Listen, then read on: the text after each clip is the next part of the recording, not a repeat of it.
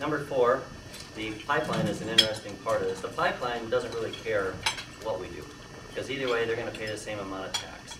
Under state law, they can only be taxed at a certain level. Now, we give up our mill rate that is currently in effect on that and lower that. The state of Alaska gets to pick up that balance. And so in this case, it's about $1.5 million that will literally be sending back to Juneau or giving them as a gift. And then the Borough Assembly and the Mayor's office, like we do at the city, will go to them and ask for revenue sharing. So try and get it back. It doesn't make a lot of sense to me. The problems that I have with it are listed below. A lot of what I take comes from a publication that's called Revenue, a revenue guide for local government. This is put out by the University of North Texas. I don't know of any other university that studies revenues as much as this one does. And a lot of what I learned over the years I base on their studies of the Texas communities that they have done. And one interesting point that we found is they researched 90 communities that did essentially what we're talking about doing, which is converting one tax to another. And they said in no exceptions, none whatsoever, both taxes continue to go up. No exceptions to the rule. And when I say that at the borough, Charlie Rex and I think Tim Beck said, well, yeah, but we have a tax cap. And the tax cap that we have, because we're a second-class borough, we don't have a charter like the city of Fairbanks does. So any initiative that you do has the effect of law for 2 years before it can be changed by the Assembly, unless you do another initiative to do it. The original tax cap was not done by the ITA. It was done by a group called the Fairbanks Tax Alliance, which was headed by Hank Cole, all people back in those years. And it was defeated at the polls the first time it went. And then under the ITA it passed, and it's been there ever since.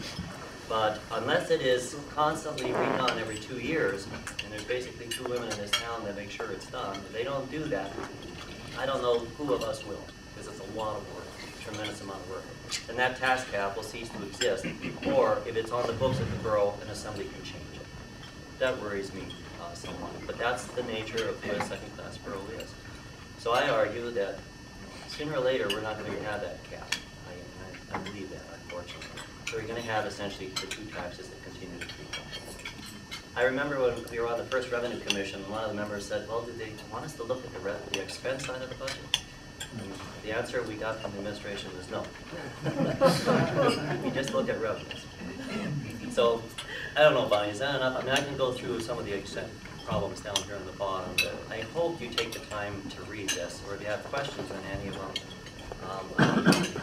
Well, let's get Jennifer up here and get Luke up here too, and you stay here and we'll field some questions. Hey, Jerry, what is the name of that university? University of North Texas. North Texas. The head of the department is called, his name is David Bland.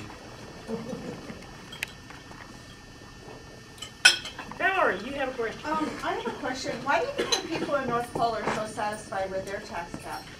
I mean, with their sales tax. They don't have a tax cap. Yeah, with their sales tax and their property taxes. I talked to Carlita Lewis years ago, and she liked sales taxes. She thought they were great. And we'd argue about it, and I said, well, I think you're doing a disservice to the business community. But she disagreed.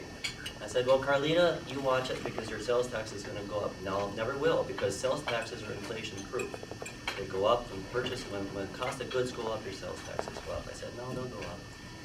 They started out with a 3% sales tax. They had 2 mills of property tax. They're currently at 3 mills property tax, and their sales tax is now 4%.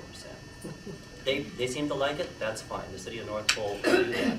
But both taxes are going up. If the idea was to give the property taxpayers relief, it's not working. So let me ask a follow-up question on that, and maybe Luke can answer it. What happens to the sales tax of the borough if it were to pass? What happens in North Pole? Do they tack the 2.5 on top of their 3? No, they have They get a free ride. They have a sales tax in place. So if ours in the wintertime, if this passes by, if the voters approve it, okay? Yeah. It's 2.5%, then North Pole will get an amount that's above that, the 4. So And we won't get anything from so the North 100 Pole sales that are up won't be paying the tax. to the borough. So They will you receive. can put them in the pie plate of the winners, right? you want to. And the rest You of us put them have to wherever pay you a want to little put bit them. more to make up for what they're not paying. Put the rest of us in the No, the loser sales tax category. doesn't have a certain dollar value that it has to meet. So I wouldn't say that everybody else has to pay a little bit more to cover that. But the borough would collect their tax. Am I correct? Now, let me, if I may interrupt, before you start, I'm going to say something. I'm not here to debate because the Borough Assembly did not provide money to be trying to influence the voters, yay or nay on that. And that's what I said to you, Bonnie, when I said I would show Fair up here. enough.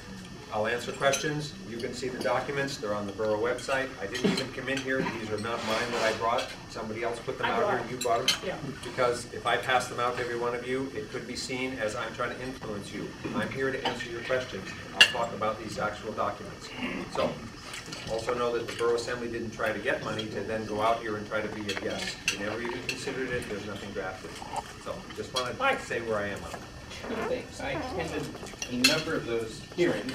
I attended a number of the hearings, and I do take my hat off to Luke Hopkins for running the meetings, trying to stay objective and doing your job. I think you did a very good job of that, and regardless of what you thought, the way you voted, you deserve a hand for that. Is there a butt in there? But you're in the wrong But part. what I am concerned, concerning the same question with the sales tax as it applies to North Pole, has there been a legal review of that? Because it would seem to me that that is not, that there would be a legal challenge to doing that. They are not exempt from the borough property tax, the property within the city of Fairbanks and the city of North Pole. In other words, and Jerry, maybe correct me if I'm wrong, but within the city of Fairbanks, the citizens pay the borough property tax, and then they pay the city property tax on top of it. Just like the service area. Right. Right. But it seems to me that this is working backwards, that it is, in essence, discriminating against the rest of the borough. And I'm just wondering if there was a legal review of that.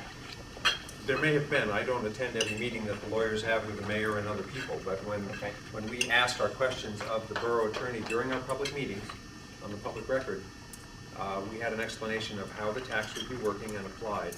We didn't get into that depth of what you're saying. I'm a country lawyer, love it. I could answer you what I think on that, but there has not been any written statement or anything that I can produce for you that says this was the evaluation of your question. So, again, I'm back to my opinion, and I want to stay with what the assembly was doing. Okay, great. Jay, Thank you, Bonnie. I'm an interesting taxpayer and a tax collector. I pay, or I collect and then pay $400,000 a year in bed tax over at the hotel. I collect and pay $50,000 in alcohol tax at Pike's Landing to the borough.